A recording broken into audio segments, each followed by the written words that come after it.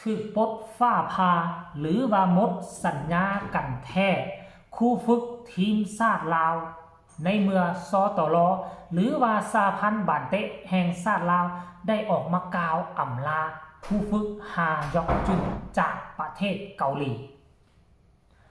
ทักทายสบายดี FC แฟนคลับทุกทานมาพบมาพ้อกันในคืนนี้เอาสาเกือบเดึกดื่นเพราะว่ามันมีเหตุการณ์หนึ่งที่เฮ็ดให้แฟนบ้านของสปป.ลาวช็อกกันทั้งประเทศอยู่บ่อยู่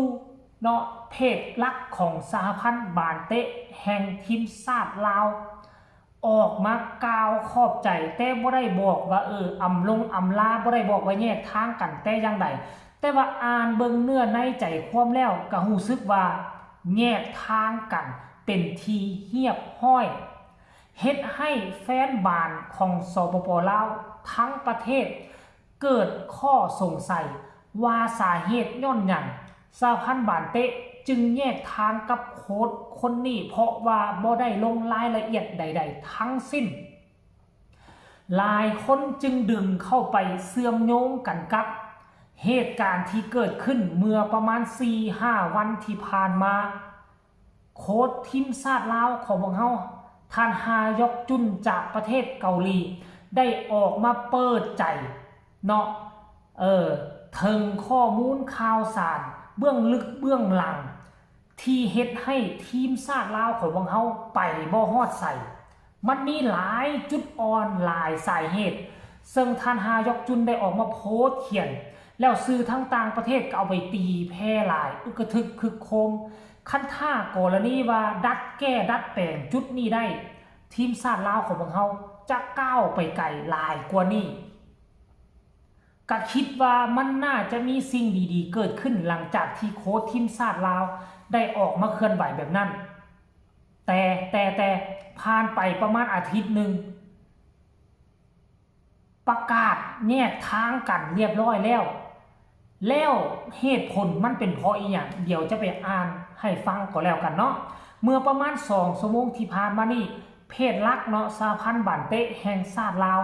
ได้ออกมากล่าวขอบใจทานฮายอกจุนทานผู้ชมแสดงความขอบใจมายังครูฝึกฮาที่ได้เฮ็ดหน้าที่เป็นหัวหน้าครูฝึกทีมชาติลาวสุดใหญ่และทีมชาติลาวหุ่นอายุบ่เกิน23 ปีตลอดระยะ1 ปี 4 เดือนที่ได้ร่วมชีวิตสู้ซนนำทีมชาติลาว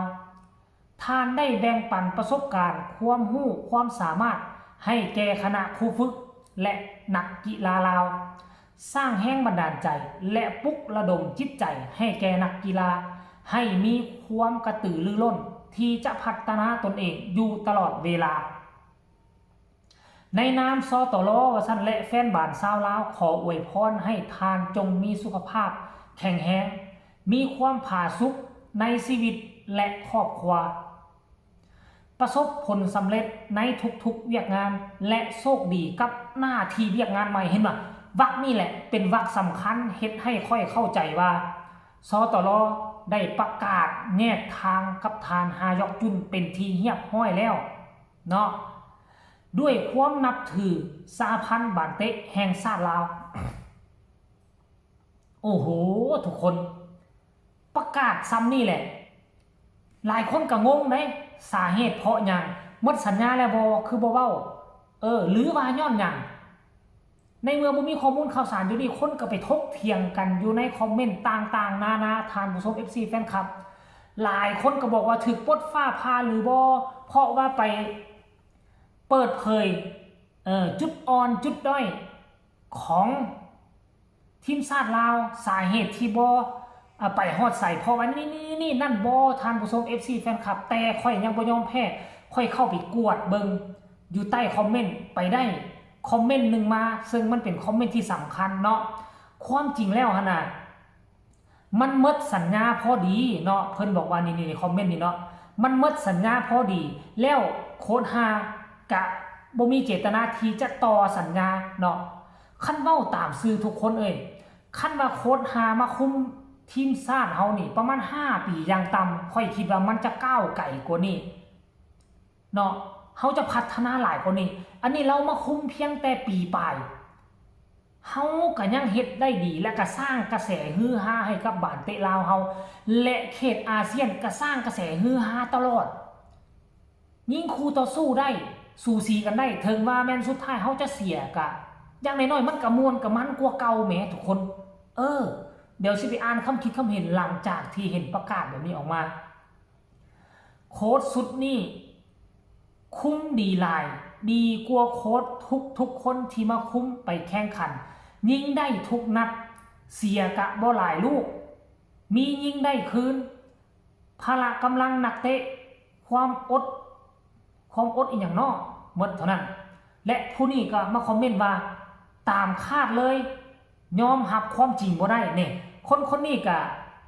น่าจะคิดว่าเป็นเพราะโค้ชฮามาเว้าว่า1เนาะเฮาบ่มีลีกอาชีพ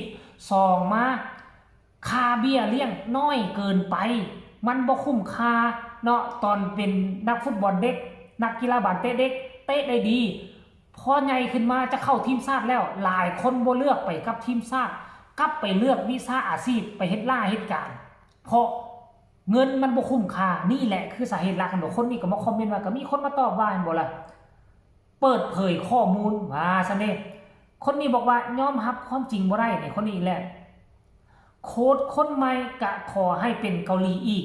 เพราะนักเตะลาวบ่เหมาะสมกับโค้ชสไตล์แท็กติกเอาเกาหลีดีสุดเกมฮับดีพละกำลังฟิตว่าซั่นเด้คนนี้ก็บอกว่าหมดความศรัทธาแท็กติกได้แต่บ่มีกำลังทีมชาติลาวเฮาทุกรุ่นทุกสุดเอาประสบการณ์พอซะแต่สมัยห่วยกีฬาลาวว่าซั่นคอมเมนต์นี้คอมเมนต์นี้ก็บอกว่าคุมกำลังดีละปลดออกสำนาทีมสุดนี้กำลังเก่งอยู่ละแม่นบ่ทุกคนเห็นบ่ล่ะคนนี้ก็บอกว่าขอถามแด่บทสัญญากับเพิ่นแล้วบ่อันนี้ก็เพจของสตลมาตอบว่าแม่นแล้วเจ้าสัญญาหมดบวกกับเพิ่นบ่ขอต่อสัญญาคือโค้ดฮาบ่ขอต่อสัญญาคันโค้ดฮาขอต่อสัญญาสตลเฮาก็สิต่อให้นั่นแหละความหมายเพิ่นบ่ต่อหั่นดีแล้วอยู่กะบ่มีหยังดีขึ้นว่าซั่นคนนี้มาตอบท่านผู้ชม FC แฟนคลับค่อยก็เอาเรื่องราวของโค้ด